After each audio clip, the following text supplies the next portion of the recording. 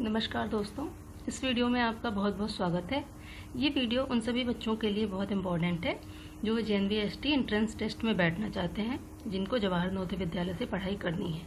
ठीक है, तो इस वीडियो में हम बात करने वाले हैं संख्या एवं संख्या पद्धति की, जिसको अंग्रेजी में नंबर एंड नंबर सिस्टम कहते हैं।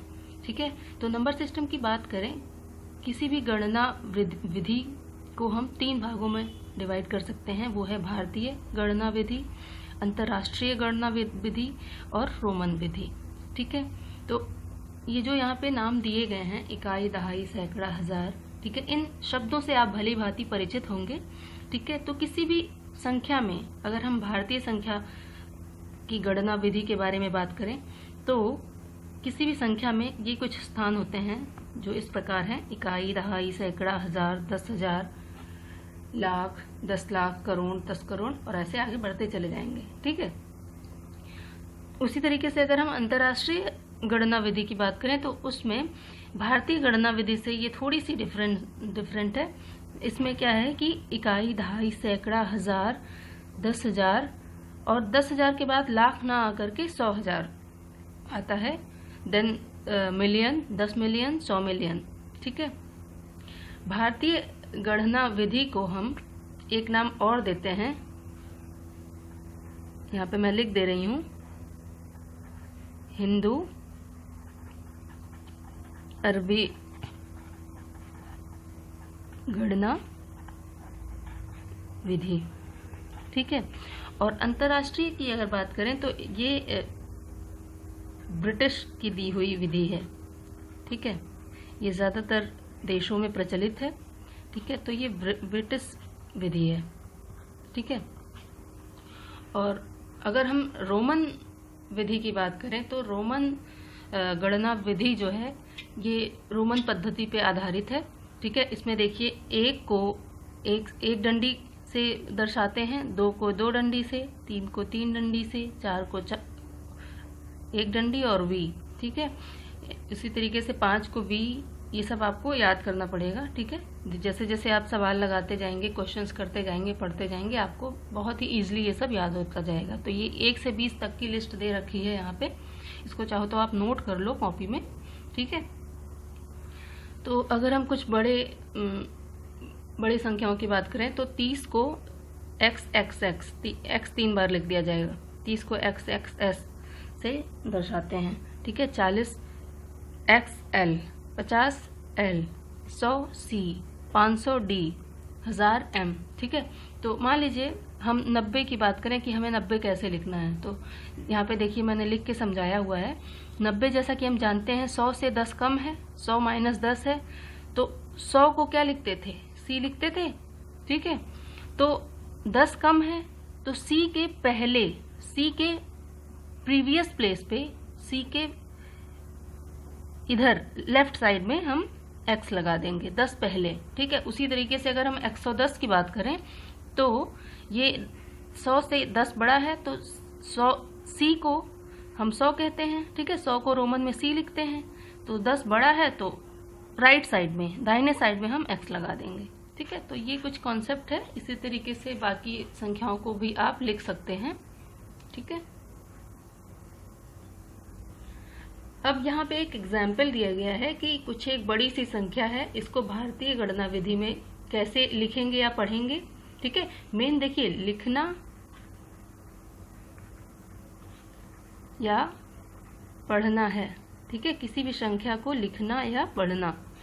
ठीक है, तो ये बड़ी सी संख्या है, 4 3 2 5 2 3 7 1 6। ठीक है, इसको हमने दूर दूर लिख दिया। अब यहाँ पे अगर इसके स्थानों की बात करें तो 6 इकाई के स्थान पे है। देखिए, इधर से दाहिनी साइड से हम गिनते हैं। ठीक है, ये भारतीय गणना विधि की बात हो रही है। ठीक है, तो 6 इकाई के स्थान पे है, 1 दहाई के स्थान पे है, 7 सैकड़ा के स्थान पे है, 3,000, 10,000, लाख, 10 लाख, करोड़, 10 करोड़। ठीक है, तो 10 इकाई बराबर होगा 1 दहाई। उसी तरीके से 10 दहाई बराबर होगा 1 सैकड़ा, या फिर 100 इकाई बराबर होगा 1 सैकड़ा। ठीक है, इसी तरीके से आप मतलब 10 का गुणा करते जा सकते हैं। ठीक है, अगर हम सैकड़ा की बात करें तो 10 सैकड़ा बराबर होगा 1000। ठीक है, सैकड़ा मतलब 100, सैकड़ा मतलब 100। ठीक है,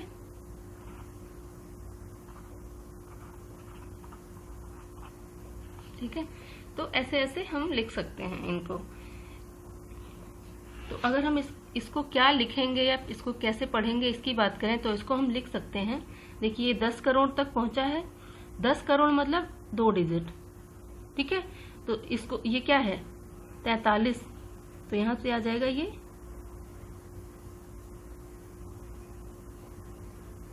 43 करोड़। ठीक है, अगला 2 डिजिट 25 लाख। ठीक है, अगला 2 डिजिट 23,000। ठीक है, और बाकी क्या बचा 716। ठीक है, तो इसको ऐसे हम लिख सकते हैं। ठीक है, ये भारतीय गणना विधि की बात है। ठीक है, अब अगर हम अंतर्राष्ट्रीय गणना विधि की बात करें तो इसी को हम कैसे लिखेंगे। देखिए यहाँ पे इकाई, दहाई, सैकड़ा, हजार, 10,000, 100,000 हो जाता है, मिलियन, 10 मिलियन, 100 मिलियन हो जाता है। ठीक है, तो देखिए अब यहाँ पे 100 मिलियन तक जा रहा है। ठीक है, तो हम ये 3 डिजिट लेके चलेंगे। 100 मतलब 100। ठीक, तो यहाँ से अब ये देखिए 100 है तो 400 मिलियन की प्लेस पे है, इसका मतलब 4 गुणा 100 मिलियन प्लस 3 10 मिलियन की प्लेस पे है तो 3 गुणा 10 मिलियन। ठीक है, तो ये आ जाएगा 30 मिलियन। ठीक, और ये 2 1 मिलियन के पेज पे है तो ये हो जाएगा 2 मिलियन। 2 गुणा 1 बराबर 2 मिलियन। ठीक है, तो ये टोटल कितना हो जाएगा 400 प्लस 30 प्लस 2। ठीक है, ये हो जाएगा 432 मिलियन। अगला ये 100,000 तक है, 1000, 10,000, 100,000 तक है, तो फिर से ये 3 डिजिट एक साथ लेके चलेंगे तो ये हो जाएगा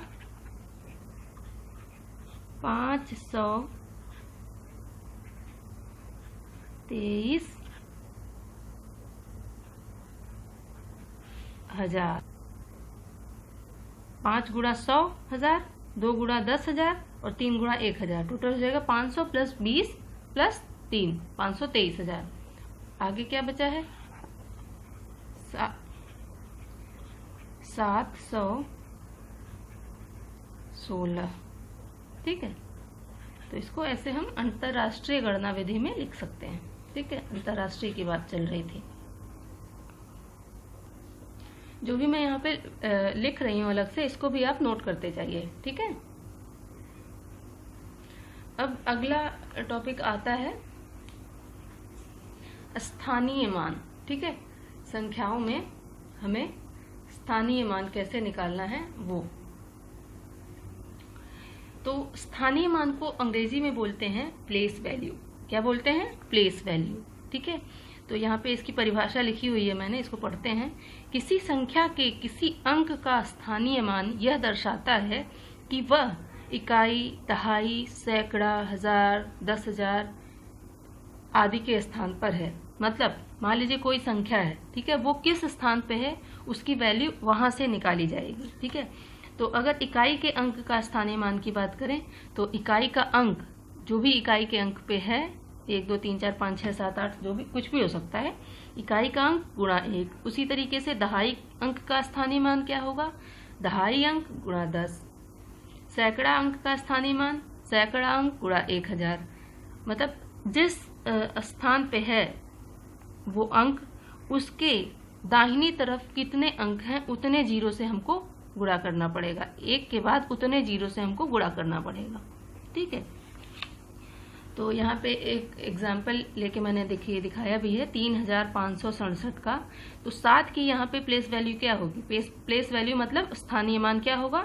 7, क्योंकि ये इकाई के स्थान पे है तो 7 गुणा 1 बराबर 7। उसी तरीके से 6 की प्लेस वैल्यू की बात करें तो 6 गुणा 10 बराबर 60। अब 5 सैकड़ा के स्थान पे है तो 5 का प्लेस वैल्यू हो जाएगा 5 गुणा 1 लिखेंगे। 5 के इधर कितने अंक हैं? 2। 6 और 7 2 हैं तो 2 0 बढ़ा देंगे, ठीक है। तो 5 गुणा 100 बराबर 500। उसी तरीके से 3 की प्लेस वैल्यू हो जाएगी 3 गुणा 1000 बराबर 3000। अगली जो वैल्यू वाला टॉपिक है वो है जातीय मान या फेस वैल्यू। अब देखिए नाम से आपको समझ जाना चाहिए। फेस वैल्यू मतलब, फेस मतलब क्या होता है? चेहरा, मतलब किसी का चेहरा कैसा दिख रहा है, किसी अंक का चेहरा कैसा दिख रहा है, ठीक है। तो यहाँ पे देखिए परिभाषा लिखी है, किसी संख्या में किसी अंक का अपना मान फेस वैल्यू होता है, चाहे वह किसी भी स्थान पर हो, ठीक है। चाहे किसी भी स्थान पर हो, उससे कोई मतलब नहीं लेना देना है हमें। जो उसका अपना मान होगा वही उसका फेस वैल्यू होगा, ठीक है। तो वही पिछला वाला ही एग्जाम्पल ले लेते हैं। ये यहाँ पे लिखा हुआ है 3567, ठीक है। तो यहाँ पे 7 की फेस वैल्यू क्या होगी? 7, इकाई के स्थान पे है 7। 6 की फेस वैल्यू क्या होगी? 6। अब देखिए प्लेस वैल्यू में, स्थानीय मान में हम यहाँ पे 10 से गुणा करते थे, लेकिन फेस वैल्यू मतलब उसका अपना मान से हम, ठीक है। तो 6, 5 का फेस वैल्यू 5, 3 का फेस वैल्यू 3, ठीक है। तो ये हो गया फेस वैल्यू। अब जान लेते हैं संख्याओं के बारे में, ठीक है। तो संख्याएं देखिए मैं आपको बता दूं, संख्याएं होती हैं बेस ऑफ मैथमेटिक्स, गणित का आधार। संख्याएं होती हैं गणित का आधार। तो कोई भी संख्या हो जाए, कितनी छोटी से छोटी संख्या हो जाए, कोई बड़ी से बड़ी संख्या हो जाए, वो इन कुछ अंकों से मिलके बनी होती हैं। ये है 0, 1, 2, 3, 4, 5, 6, 7, 8, 9, ठीक है। तो अब संख्याओं के कुछ प्रकार हैं, कुछ इम्पोर्टेंट संख्याओं के प्रकार मैंने यहाँ पे समझाए हैं, ठीक है। तो चलिए पहली संख्या जान लेते हैं, प्राकृतिक संख्याएं। इनको हम अंग्रेजी में बोलते हैं नेचुरल नंबर्स, ठीक है। तो देखिए नेचुरल नंबर्स जहाँ कहीं भी आएगा वहाँ पे आपको एक चीज़ दिमाग में लानी है, जो गिनने के काम आए, जो गिनने के काम आए, मतलब गिनती करी जा सके जिसकी, जैसे कि 4 कलम, 5 कॉपी, 6 अंगूर, ठीक है। तो 6 संतरे, 8 केला, ठीक है। तो ये नंबर्स यूज होती हैं फॉर काउंटिंग, ठीक है। काउंट करना है, किसी भी वस्तु को हमें गिनना है, ठीक है। कोई भी वस्तु हो सकती है। तो देखिए अगर वस्तु एक भी नहीं है तो वहां पे गिनने की जरूरत तो है नहीं, ठीक है। इसका मतलब अगर नंबर 0 है, अगर नंबर 0 की बात करें तो 0 प्राकृतिक संख्या नहीं होगी। क्या होगा? 0 प्राकृतिक संख्या नहीं होगी। तो प्राकृतिक संख्याएं देखिए शुरू होती हैं 1 से, 1 2 3 4 5 6 7 8 9 10 11 12 13 14 एंड सो ऑन। ये सारी आ जाती हैं नेचुरल नंबर्स में, इसमें प्राकृतिक संख्याओं में, ठीक है। ये हो गई प्राकृतिक संख्याएं। अब अगला क्या है? पूर्ण संख्याएं। इनको हम अंग्रेजी में लिखना भूल गई हूँ, मैं लिख देती हूँ, होल नंबर्स भी कहते हैं, ठीक है। तो देखिए यहाँ पे लिखा हुआ है 0 सहित सभी नेचुरल नंबर्स को पूर्ण संख्याएं या होल नंबर्स कहा जाता है, ठीक है। तो प्राकृतिक संख्याओं की लिस्ट में ही आगे यहाँ पे 0 जोड़ दीजिए तो ये हो जाएंगी होल नंबर्स, पूर्ण संख्याएं, मतलब 0 को इंक्लूड करके, 0 को मिला के, ठीक है। अगला है भाज्य संख्याएं। तो देखिए भाज्य संख्याओं को हम अंग्रेजी में कंपोजिट नंबर्स बोलते हैं, ठीक है। तो यहाँ पे परिभाषा लिखी है मैंने, चलिए पढ़ते हैं। जो स्वयं तथा एक के अलावा कम से कम, देखिए कम से कम किसी एक और संख्या से पूरा पूरा विभाजित हो सके। परिभाषा में ही सब कुछ छुपा हुआ है। देखिए कोई भी संख्या होगी, अगर हम उसका 1 से भाग दें तो वो पूरी तरीके से विभाजित होगी, ठीक है। मान लीजिए 5 है, ठीक है, 5 है, 5 को 1 से भाग देंगे, 5 बढ़ जाएगा, 5 शेष 0 बचेगा, ठीक है, पूरी कट गई, ठीक है। और ये अगर इसको 5 से भाग दें तो ये एक बार जाएगा 5, ये भी पूरी पूरी कट गया। तो कोई भी संख्या देखिए एक और अपने से तो विभाजित होगी ही, ये तो कंफर्म है। लेकिन अगर एक और अपने के अलावा किसी भी अन्य संख्या से भी विभाजित हो रही हैं पूरी पूरी, ठीक है, तो उनको हम भाज्य संख्या कहेंगे। ठीक है, तो भाज्य संख्या एक और अपने के अलावा किसी एक अन्य संख्या से विभाजित होगी। तो देखिए ये भाज्य संख्याएं, जो सबसे छोटी भाज्य संख्या है वो है 4, क्योंकि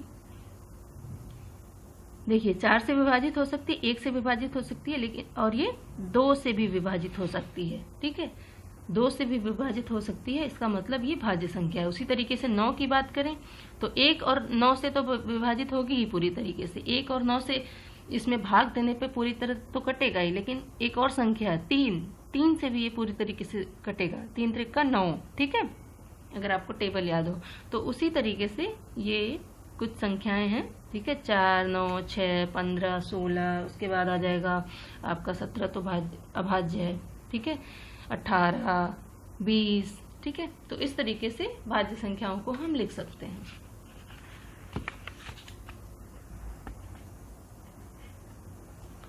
अगला है अभाज्य संख्याएं।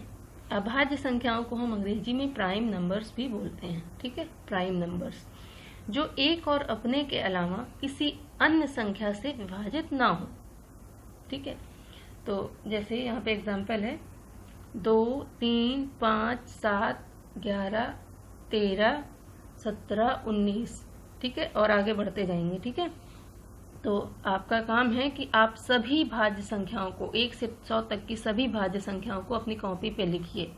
ठीक है, तभी आप इजीली, मान लीजिए एग्जाम में कोई क्वेश्चन पूछा जाएगा तो आप उसको आसानी से, आपको बिल्कुल दिमाग में तुरंत, जब आप उसको 1-2 बार लिखे रहेंगे तो दिमाग में तुरंत आ जाएगा और आप उससे संबंधित कोई भी सवाल बहुत आसानी से कर पाएंगे।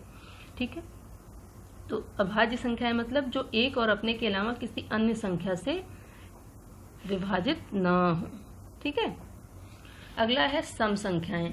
सम संख्याओं को हम अंग्रेजी में इवन नंबर्स भी बोलते हैं। ठीक है, तो यहाँ से चलिए इसकी परिभाषा जान लेते हैं। जो 2 से पूर्णतः विभाजित हों।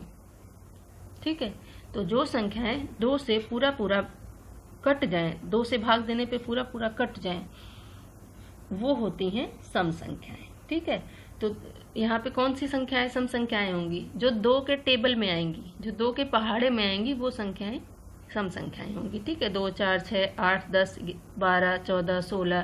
ठीक है, एंड सो ऑन। अगला है विषम संख्याएं, ऑड नंबर्स। ठीक है, तो जो संख्याएं 2 से पूरी तरह विभाजित ना हो, वो संख्याएं होंगी विषम संख्याएं। मतलब जो 2 के पहाड़े में ना आए, 2 की टेबल में ना आए। ठीक है, तो ये हो गया 1, 3, 5, 7, 9। ठीक है, तो इन सभी संख्याओं के प्रकार को हम अच्छे से समझ लेंगे, उसको दिमाग में बैठा लेंगे। ठीक है, अब चलिए जान लेते हैं संख्याओं के योगफल से संबंधित कुछ सूत्र। योगफल मतलब सम, योगफल मतलब सम या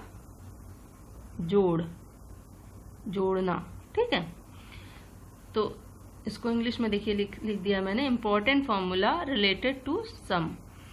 ठीक है, तो प्रथम n प्राकृतिक संख्याओं का योगफल, मान लीजिए 1 से लेके 1, 2, 3, 4, 5, 6, 7, 8, 9, 10 n तक की संख्याओं का योगफल हमें अगर निकालना हो तो उसका सूत्र होगा, उसका फॉर्मूला होगा n इंटू n+1, ब्रैकेट में n+1/2।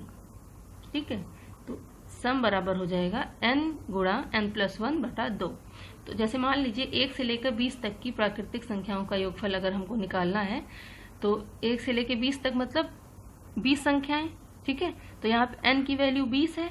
ठीक है, अंतिम संख्या 20 होगी, 1, 2, 3, 4 और जाते जाते ये 20 तक अगर जाए तो यहाँ पे n की वैल्यू 20 है। ठीक है, क्योंकि n नंबर्स हैं, n मतलब 20 संख्याएं हैं, तो यहाँ से योगफल हो जाएगा। ठीक है, अगर हम ऐसे जोड़ने लगे, मतलब 1 + 2 + 3 + 4, तो उसमें काफ़ी समय लग जाएगा। ठीक है, तो उसके लिए कुछ फॉर्मूले बनाए गए हैं। ये फॉर्मूला आपको हमेशा याद रखना है, ठीक है, भूलना नहीं है। तो यहाँ से जब हम इसको n की जगह पे 20 रख देंगे तो यहाँ से इसको जब हम सॉल्व कर लेंगे तो यहाँ से आ जाएगा 1 से लेके 20 तक की प्राकृतिक संख्याओं का योगफल आ जाएगा 210, ठीक है।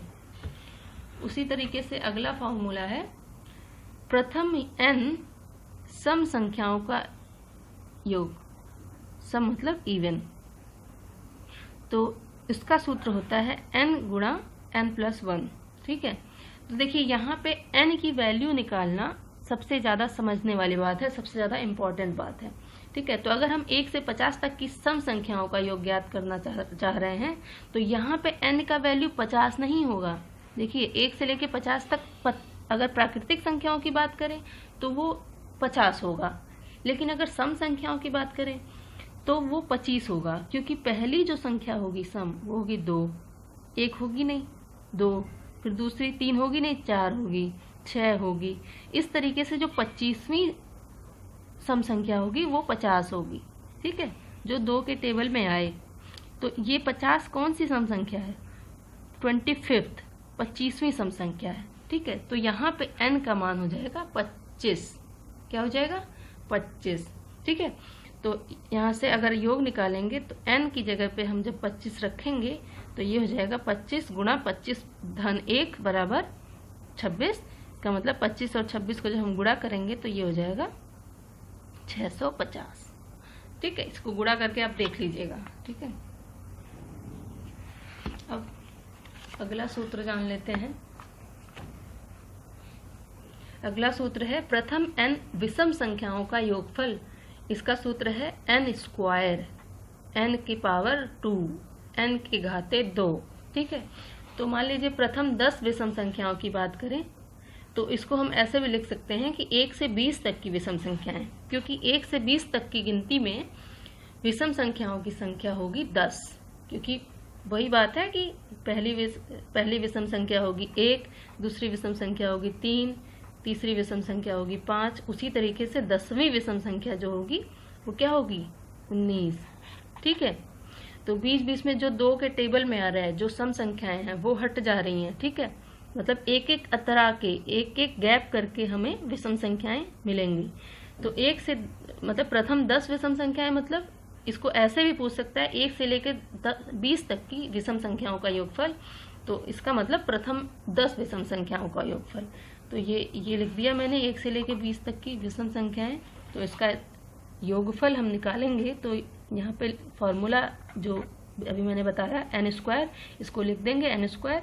तो n की जगह पे क्या रखेंगे 20 नहीं रखेंगे 10। कितने नंबर हैं, मतलब कितने काउंटिंग में है विषम संख्याएं 1 से लेकर 20 तक की। तो n² बराबर 100। चाहे तो आप इसको ऐसे मैनुअली भी जोड़ के देख सकते हैं, 100 ही आएगा, ठीक है। लेकिन मैनुअली जोड़ने लगेंगे तो काफ़ी समय लग जाएगा, इसीलिए फॉर्मूले दिए गए हैं, ठीक है। तो देखिए यहाँ पे कुछ 2 पॉइंट्स मैंने लिखे हैं, ठीक है, संख्याओं को लिखने के नियम में। तो जितने अंकों की बड़ी से बड़ी संख्या लिखनी होगी उतनी बार 9 लिखेंगे। अब ये 0 से लेकर 9 तक की संख्याओं में 9 सबसे बड़ा है, तो अगर बड़ी से बड़ी संख्या लिखनी है तो बड़े से बड़े अंक को उतनी बार लिख देंगे, ठीक है, जितने अंकों की बड़ी से बड़ी संख्या लिखनी है।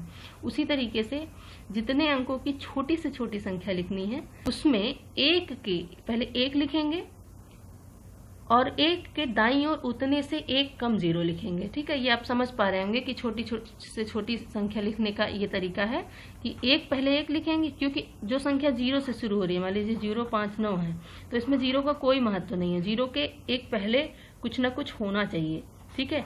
तो कुछ ना कुछ अगर छोटी से छोटी संख्या रखनी है तो 0 से जस्ट बड़ा, मतलब जो सबसे छोटा अंक है वो हम लिखेंगे, ठीक है। तो अगर छोटी से छोटी संख्या लिखनी है तो 1, उसके बाद जितने अंकों की लिखनी है उतने से 1 कम 0, ठीक है।